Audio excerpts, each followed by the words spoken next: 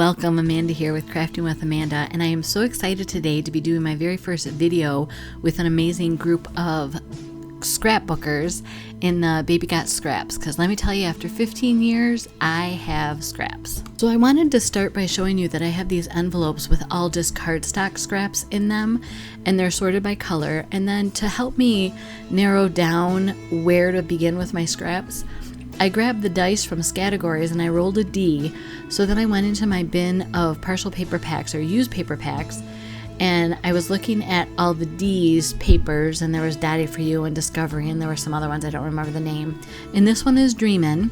So with those D paper pack colors in mind, I went through my box of photos, and I found these two photos that were from an evening that I spent with my mom and Lou, and it was just the three adults, and we had a lot of fun, and I'll tell you more about the story later. But they worked so well with the colors in the Dreamin' pack, because the inside of the boat has that yellow-orange cast to it, and these are the only two photos that I have, so I was excited.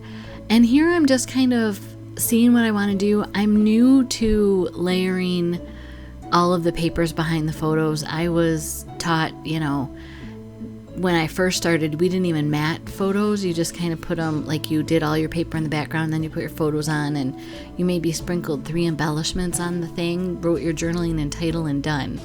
So I'm really excited about stretching my skills and learning how to paper layer. And then I found this scrap, and I don't remember why it's torn the way it is. I must have used it for some other project. But hey, I'm going to embrace this. I'm using up scraps. It's going to be gone from my drawer of systems here of papers. So I like to dry fit. I know other people just kind of go for it, but I like to dry fit. And I decided that I wanted to have some tags to tuck in behind the photos. And eventually I decided that one of them is going to be the carrier for my journaling. So here I'm grabbing my old crocodile and punching the holes in them. I end up later having to elongate those holes because I actually use a zip strip or a branding strip to act as like a ribbon or twine in those tags. But for now, I'm just going to add an accent color to them. They were just a little stark. I thought about getting stamps out. I actually went to my unit. I have like a unit on wheels, kind of like in doctor's office where they have your medical records on pull-out drawers. It's kind of like that on wheels. So I went to my stamp one and I pulled out some stamps, and my day got away from me, and my family wanted to be fed dinner, go figure. And then we were undecorating the church tonight. I'm on that committee. So life got away from me, and I decided I could get by without the stamps.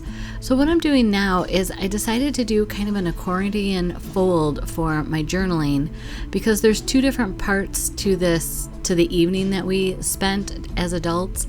And I thought instead of having it all in the front and kind of jumbling up this page, I would do more of a interactive journaling.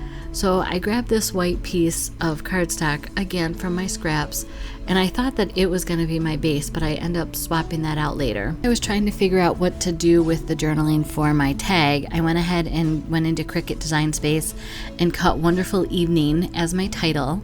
And then I figured out I wanted to do the folded, as you know, for on that tag. So on the computer, I did 2 columns, but I do the first line goes across the column so that you can actually fold this piece of paper, and the story continues across the fold, but it allows room for the fold to happen. I hope that makes sense.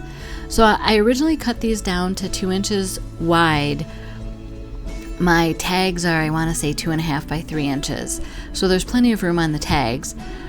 And then I want to leave more of the tag, or more of the background paper, I should say, the accordion paper showing. And here I've swapped out that white cardstock for this pattern paper. And I love this pattern paper. It's just, one side is soft and feminine, and the other side is exciting and active, and that's kind of what our evening was. So here I cut it down to 9 inches, and then I scored it 3 inches, 6 inches. And here for the one side of the journaling, obviously I have the mountain fold, and then for the other side of the journaling, I have the valley fold. And I decided it really didn't matter which one was first or second on the journaling as far as what story was told, but I wanted more of this bright pattern covered, so I used the longer journaling piece on this side, and then I cut down, as you saw, the shorter journaling or the less journaling for the blue side. And I'm just going to glue these down. But basically, while I'm gluing this down, I'll let you see, I'll tell you the story. So we had a farm in Michigan and semi-trucks, and our vendor that supplied our tires for us for the tractors and the semi-trucks always invited their customers for a cruise through the Sioux Locks. And I've gone several different times. We've taken the kids, everybody's welcome. But my mom and Lou were up for some time to visit and do some sightseeing. Lou is from Connecticut, so this is all new to him. So we decided that we would leave the kids at home and just the adults would go. Well, since we made that decision, actually the kids decided they didn't want to go, is how that worked. We went to the casino first, and it was just a really great night. I was so excited. I won over a couple $100, and for me that's great because I'm a very low bet person. So when you walk in with $20 to lose and you walk out with close to $300 extra, it was a really good night.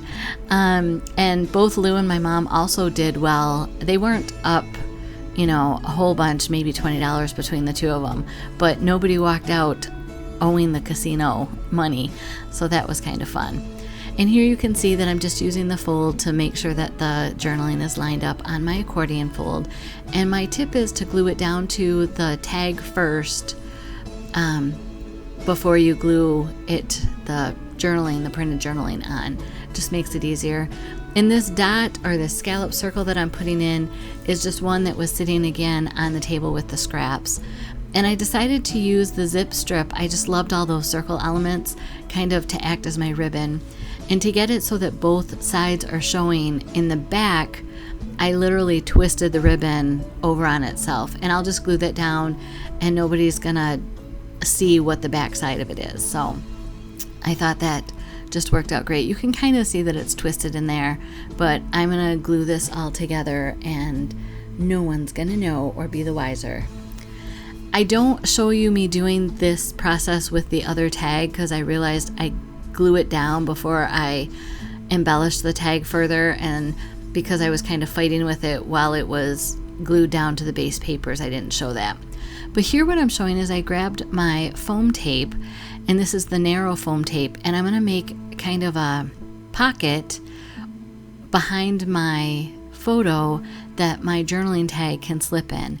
And I didn't always used to do this, and I was more sporadic on when I did it, but it's really nice when you have these pages in the album to be able to pull those out and put them back in easier. And how I do that is I actually set up my albums, and I do my albums kind of by themes. So we have like trips we've taken, or friends and family, or like for the kids there's one from ages 1 to 5, and then there's school years. And so my albums aren't necessarily chronological. They are, but they're not. So anyhow, when this goes in the album, it'll be in a page protector, and I will actually cut a slit that matches the end of the photo so that that tag will slip in and out and people can take it out to read the journaling and then put it back in the album. So here as you can see, I'm gluing all the papers down, and as I mentioned in the beginning, I'm not as practiced with all of these layers of papers behind photos, so I'm really proud of myself for doing it, and I think it turned out all right. And I'm using up these scraps, which totally needs to happen. So I feel like I'm a little slow lining it up, but I'm getting there, and every time I do it, it's a little bit easier. You know how that is? It's kind of muscle memory and just trusting yourself that it's going to turn out. So I don't know if you noticed on the back of the photo where the tag goes under, I did kind of put a block so that the tag can't slip in too far and not be reachable through the page protector when it's ready to go in its album. And here I'm jumping ahead. I had some footage that ended up being like black, and then some of it was really fuzzy. I don't know what had happened. So I glued my title down. I went to my embellishment stash and kind of did another deep dig and pulled out a whole bunch of different embellishments to try and use, and parts from this complements versus the sparkles versus the puffy images. And I really liked these hearts because, again, like I said, my mom and Lou were newlyweds, and there was one that said a great memory, I think is what's on this triangle. I don't remember for sure. I put my layout away already. I apologize for that. So I'm just kind of gluing these down. The banner says happy that's in the hearts in the upper corner. And I'm making just kind of 3 focal clusters of embellishments.